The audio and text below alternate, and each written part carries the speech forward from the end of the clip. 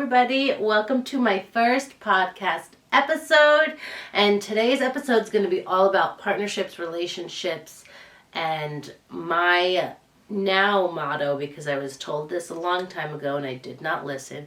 The first ship to sink is a partnership.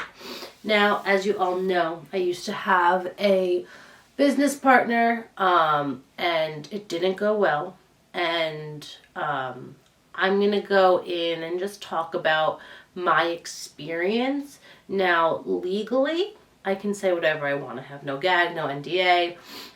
Morally, I won't. I'm going to keep it really brief on personal things. I won't talk about the person. I won't talk about exact examples. But I'm going to tell you guys what I think makes a partnership work and not work. And you can kind of get your idea of, why it didn't work. So as you guys might know, I'm the sole owner of East Coast Salon in Denville, New Jersey.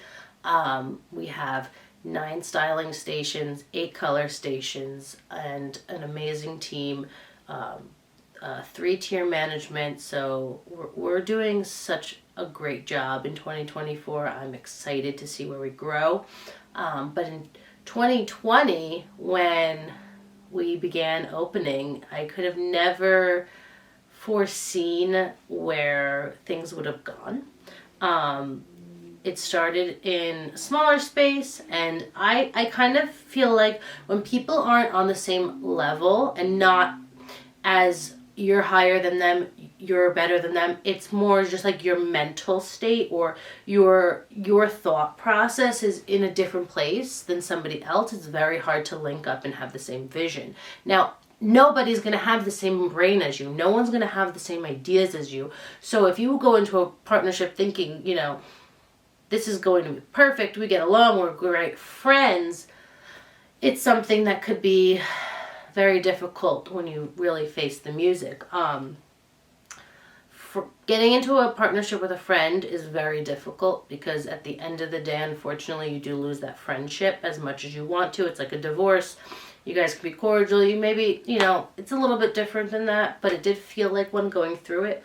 I went through this buyout during my first son, when he was born, my maternity leave, and it was the hardest time of my life. I was a first-time mom. I was in the thick of motherhood, figuring out how to be a mom. I was in the thick of being a salon owner, trying not to lose team members, and I was also in a legal battle that was deteriorating me, my health, my wellness. So it was really, really hard. I ended up buying that person out for full ownership and paid a fair price that was worth. And, my family built that place with their hands. Like, my dad curved each arch on the station with his hands. My husband, he did the HVAC, he did the plumbing. My dad drilled the floor.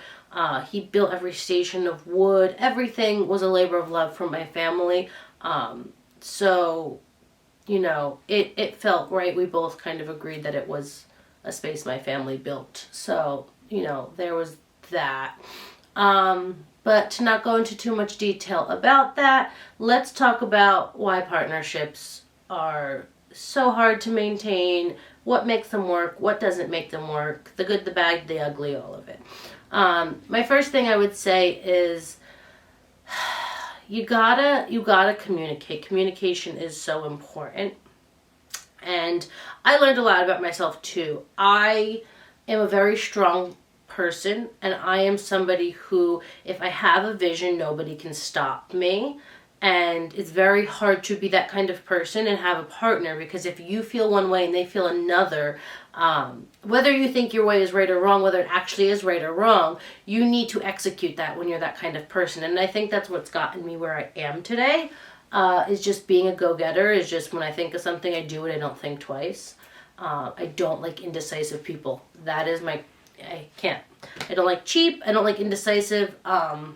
So for me, if we can't get on the same page because we're constantly butting heads on, we should buy this, we should invest in this isn't worth it, let's cheap out here, it'll never work. But if you want it to work, good communication. Set up monthly meetings. It's something that we just failed to do. We said we had to do it and it never got done. I think when you are friends with somebody who is also your business partner, there becomes, every time you go out to eat, you're talking about, business. So if you are getting into business with a friend, stay friends, stay business, try to keep them apart. It's very hard, but you need to. Make sure that people are making decisions cohesively, so that you're talking to each other before a decision's made, how to handle situations in the salon, how to handle managing a team, how to deal with the situation when it arises, how we're going to handle clients, how are we going to move, navigate, groove, how are we going to speak to our clientele, how are we promoting ourselves, how are we looking, how's our appearance. All of those things have to be communicated. They have to be written down. You have to have a handbook that you two abide by, not just your staff and your team. You as a partnership have to abide by rules. You have to have rules. If not, you will fail, because there is no standard that you're holding yourself to. You'll both just feel like you are the better standard, and that's just what it kind of comes to. Another factor that I think is really important, you need to both bring something to the table. I think in the world, there will be something that everybody in the world has to bring to a table. You all have good qualities. Everybody has a great quality about them that makes them an amazing person, that, whatever. But not everybody is a business person. Not everybody has business ethic. Not everybody has, certain things that, again, monetarily come to the table, financially, experience, knowledge. I mean, me having an entire family that does construction, all these things, that's something valuable I bring to a table. A large social media following, I bring that to the table. Things like that. Everyone, again, has their things they bring to the table, but when you get into a partnership with somebody, you guys need to really clearly lay out, what do you have, what do you have? Do we bring them together and make something better? Or is one outweighing the other, and we're going to butt heads and have a really hard time when I'm holding up all the slack and I'm doing all the work and you can't do what I need you to do to make sure I'm not overwhelmed.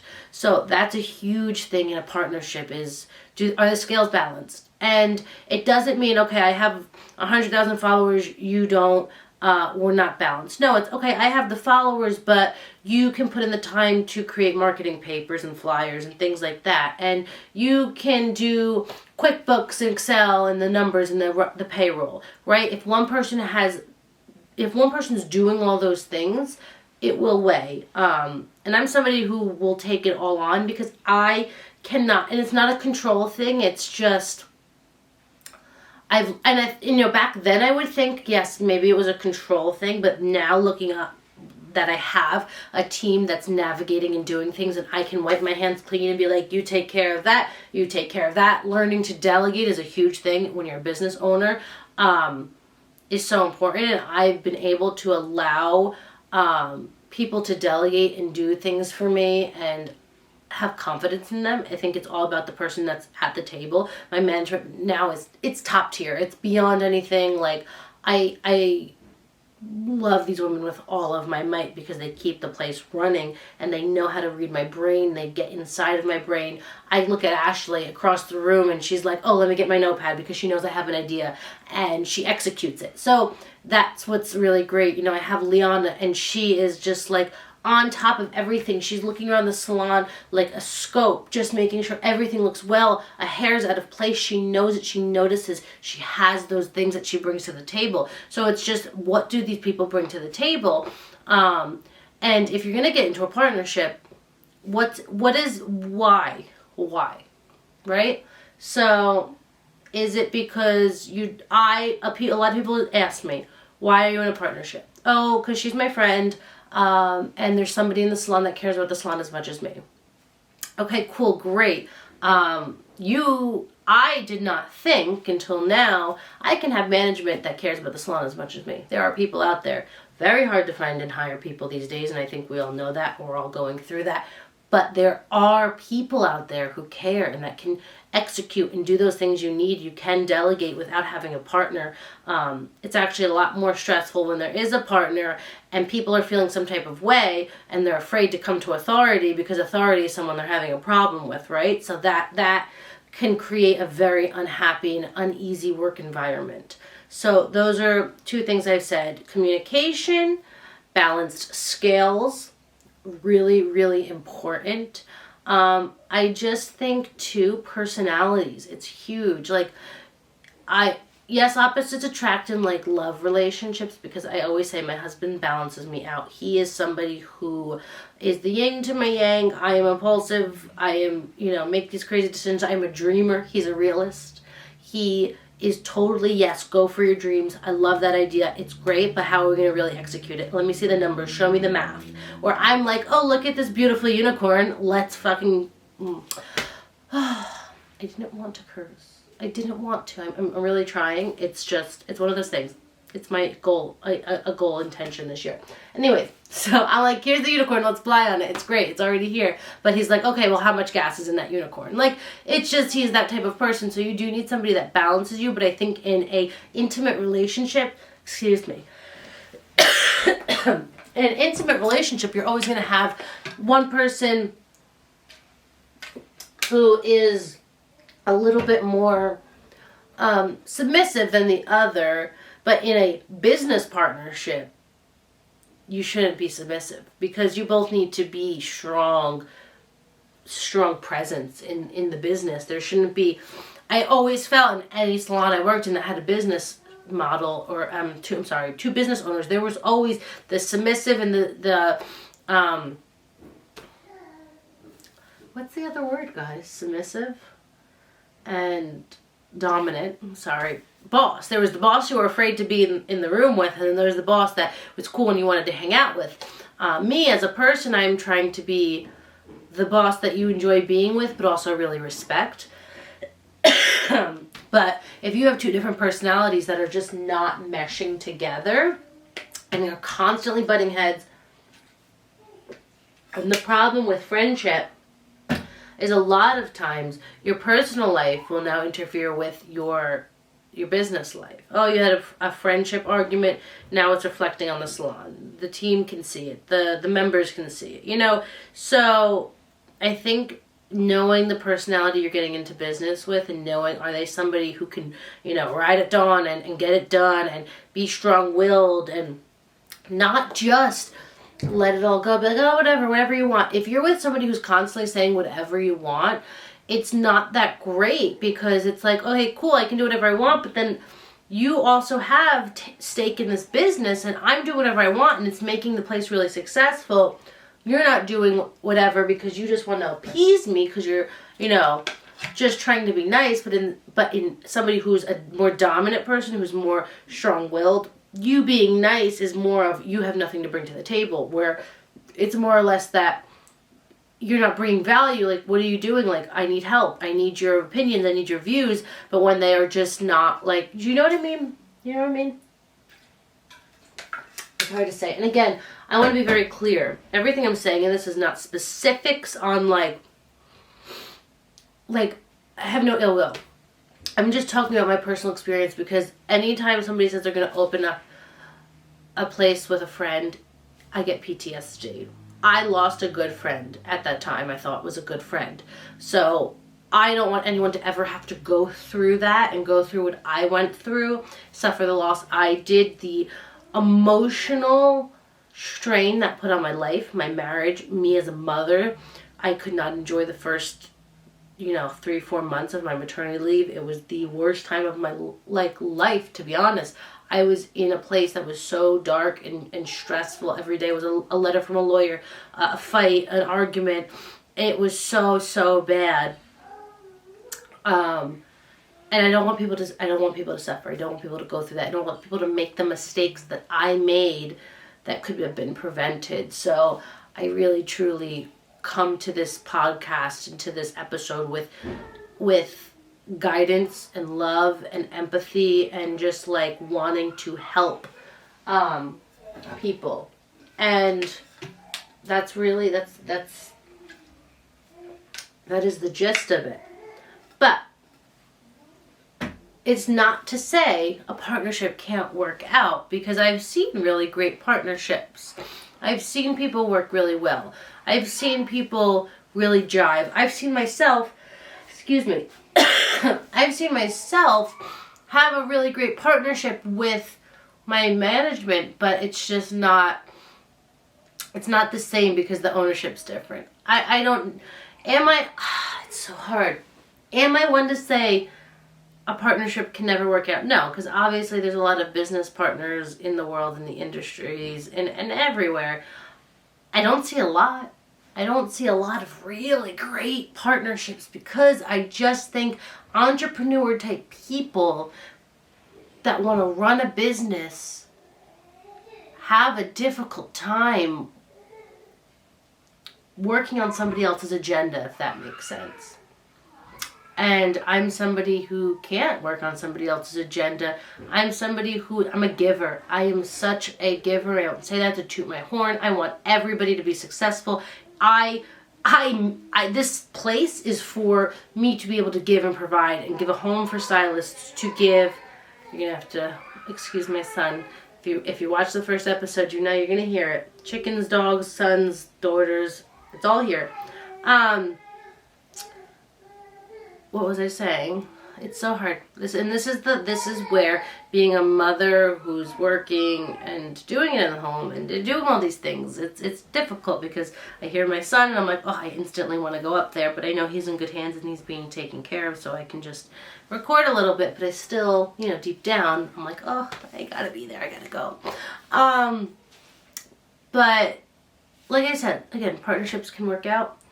But for me, I can't be held back. I can't feel like I'm being dragged back. And I think when you have to look around the room, okay, is our partnership good? Because we might be thinking we're doing a good job, but how's your client retention rate? How is your stylist retention rate? How is your employee retention rate? Are people constantly quitting? Why are people quitting? Are people unhappy all the time? Is the environment fun? Are you getting a lot of new hires? Are you enjoying going to work? Because I knew I enjoyed work, and then at one point I was like, I don't want to come to work anymore. I don't want to be here. I don't want to talk to her. So it's those types of things that are like, all right, I got to really look around. And there is definitely things you can do. I think there's business models, classes, things you can really make it work. I think there was a lot of personal things that just weren't going to make it work for me. I think at the end of the day, I'm so happy. I love my space. I love my salon. I love my team. I can't say it anymore. I love them. And it's sad when it happens, but those are things to really think about. You guys need to make sure too, if you're going to open up a salon, you need to have what happens if it doesn't go right, because there's an option that it might not go right. You need a very well written, legally binding,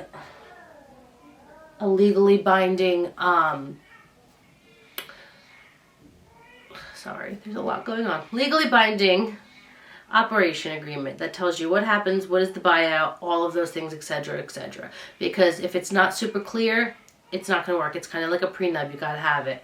I don't have a prenup. I'm just saying, it's that type of, you're getting into that type of relationship where it's financially based, essentially.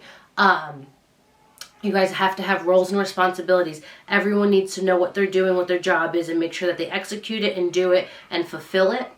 And you guys have to take accountability for your actions. You have to make sure you're present, you show up, you do what you're going to say, and you provide a really amazing environment for you both to thrive and grow. But those are a few of my thoughts on relationships and things like that. And I think you can make a really good relationship and a really good partnership work. I think it takes a lot of work. I think it's more work personally than it's worth for me, because I'm now trying to nurture this relationship when I'm trying to nurture a salon and a business, and I'm trying to figure out finances and all these things, and I'm giving so much of myself and I'm doing so much and I'm not reaping the benefits because I'm so stressed and I can't enjoy the space I've created because I'm worrying about a partnership.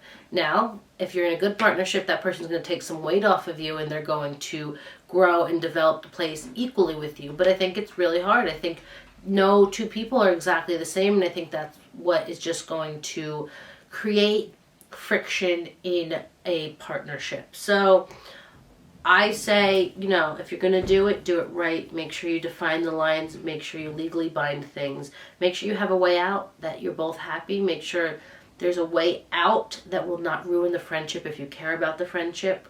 If you're just going in business partner, there is no friendship, then, money, make sure you know what you're investing, and what you're walking away with. Otherwise, you're going to end up in a really nasty battle. And at the end of the day, this is part of my journey. This made me who I am as a business owner right now. This put a huge notch in my life belt, my business belt. I don't regret it. I have no regrets ever in life. But I do hope to educate, help, and have a platform that will give a little bit of light to somebody who's thinking about getting into a partnership, especially with a friend, especially when there's ties of friendship. Because it's very hard to walk away, and when you do, it's messy, it's tough. And I've spoken to a lot of business owners in this industry who got into business with friends and had the same type of feelings and examples. And I think in this industry we're artists, so we're a little bit different type of people than we are just strictly business. So I that's kind of the sum of this. It's just be really careful, do it strategically. It's never a no, but unfortunately a lot of those things were factors on just why I feel and I couldn't and it didn't. But I hope you guys join me for the next episode. I'm not sure what it's going to be on yet. I have so many different topics I have written down, and I'm just kind of like picking and choosing what I want. I do want to hear from you guys, so head to my Instagram, Hair by Soraya, or The Soraya Show, and you can comment on a picture, or I have in my stories, what things you want to hear. I'd love to hear what you guys want me to talk about, so I can really be a platform and a presence for you guys to get the information that you want, get to know me more, all those fun things.